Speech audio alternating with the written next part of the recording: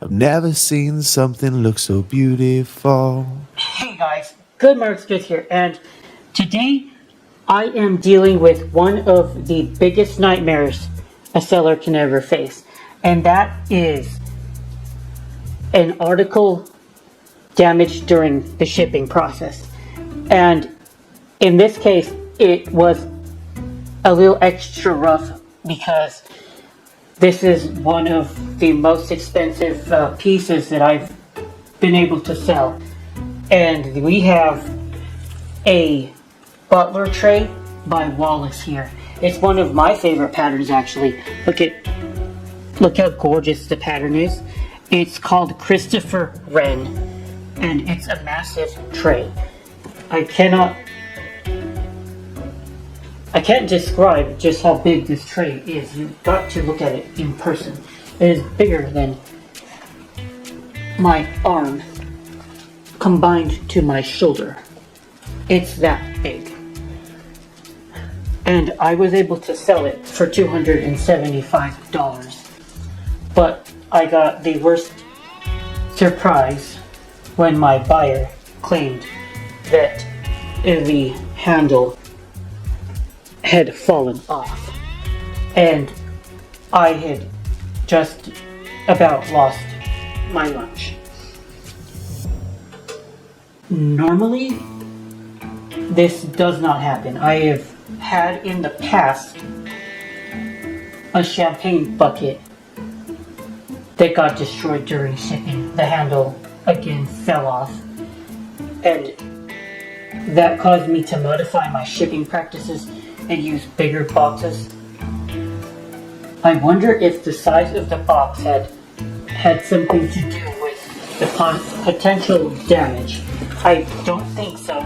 I don't think that was a factor. Because here is the box I am using for the shipment of the tray, and it was quite big, and there was still a decent amount of packing material inside the tray. So what I am going to do, and let's go take a look at the damage again, because I don't think I can salvage this by paying someone to repair it. Unfortunately for me, I don't insure my items.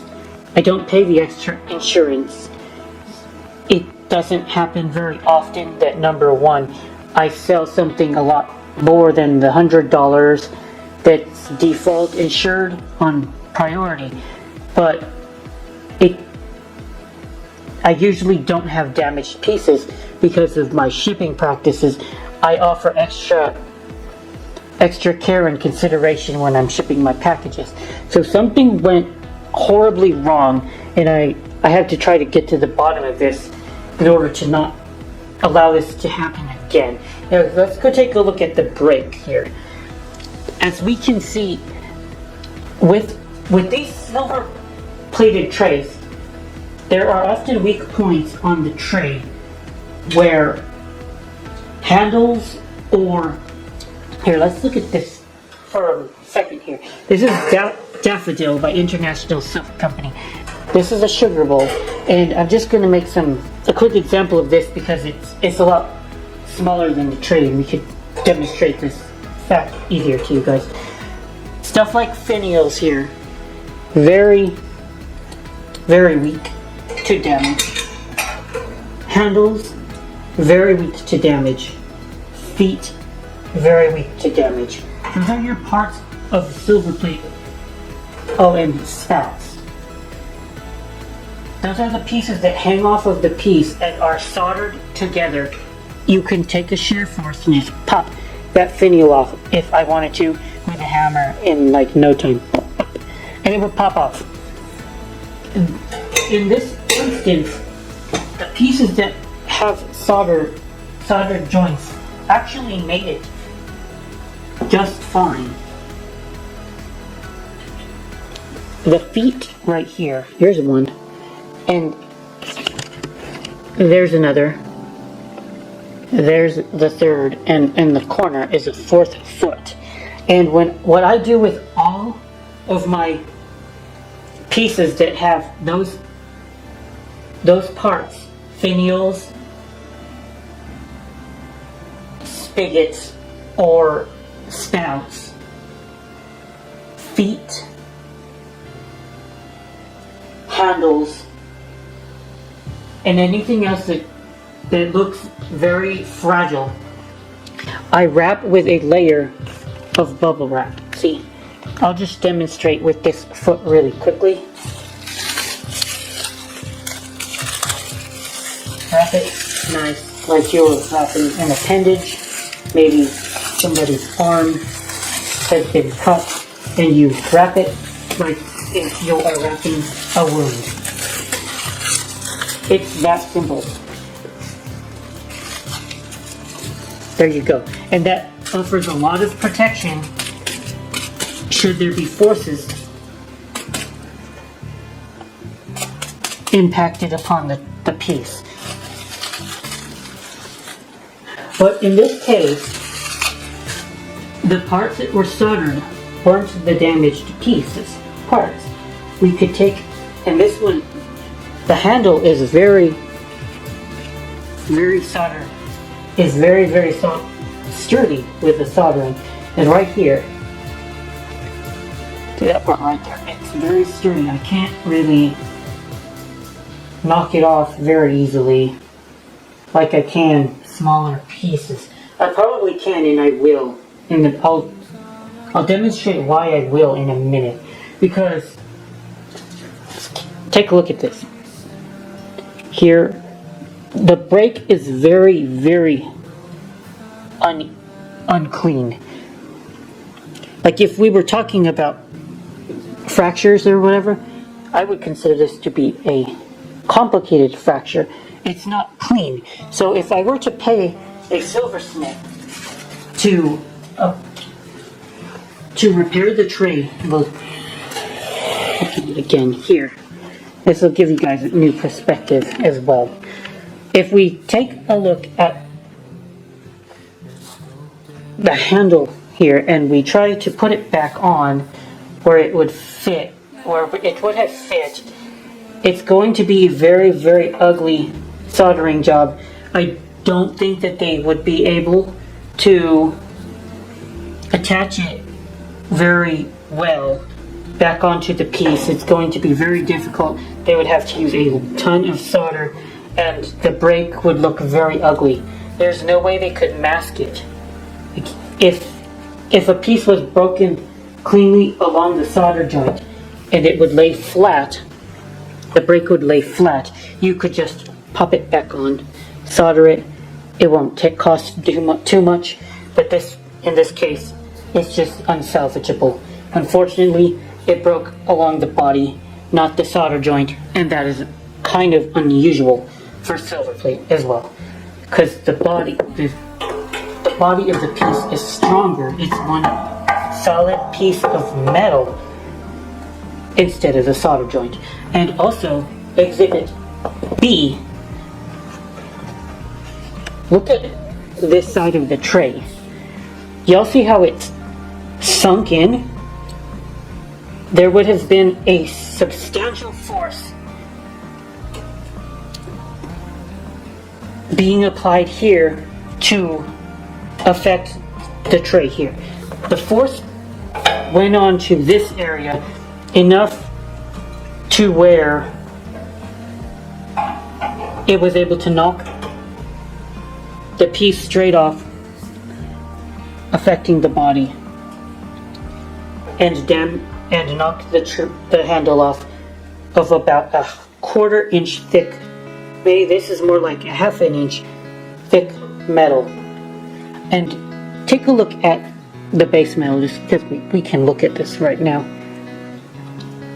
Most silver-plated companies, and Wallace was a good one, the base metal appears to be some form of zinc, copper or nickel with probably a lot of zinc, which is making it give off that gray appearance.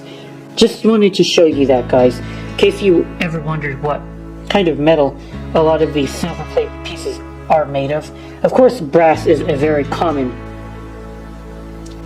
base metal as well, and copper, but in this case it was some kind of copper or nickel. Maybe somebody would call it a pot metal.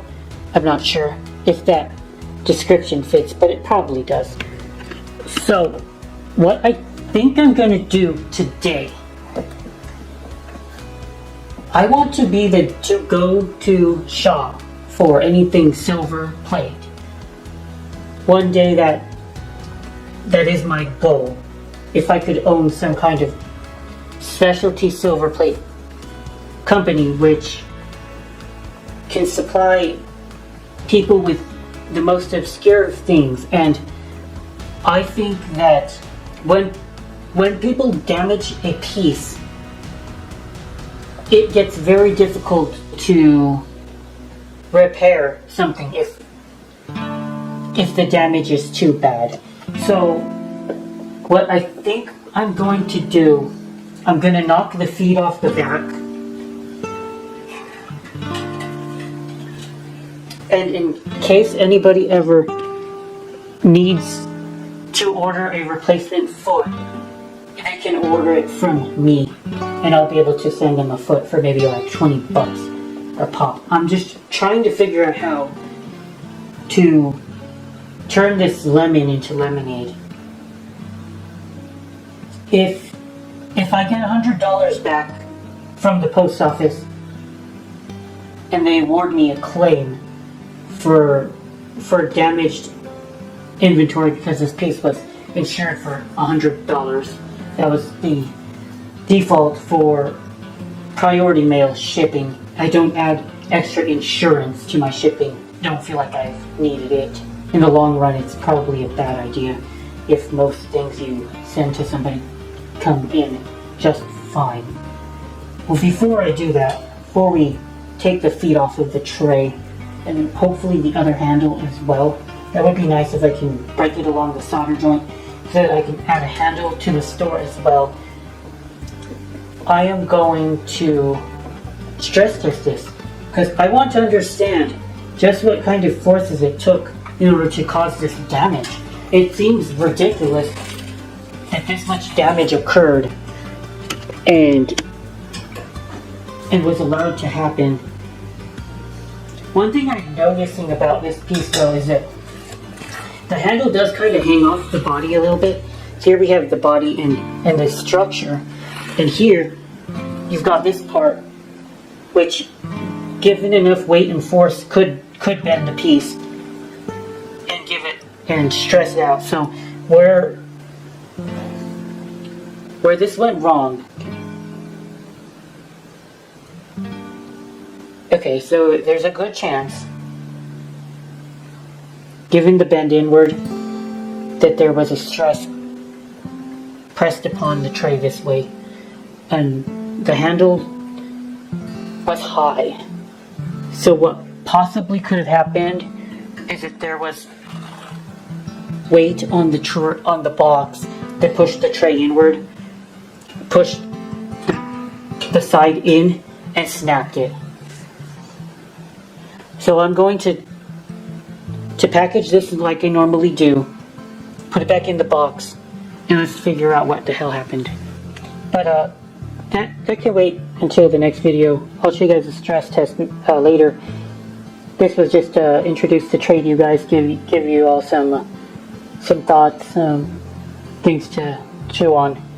Alright, till next time guys, good Marks gets out.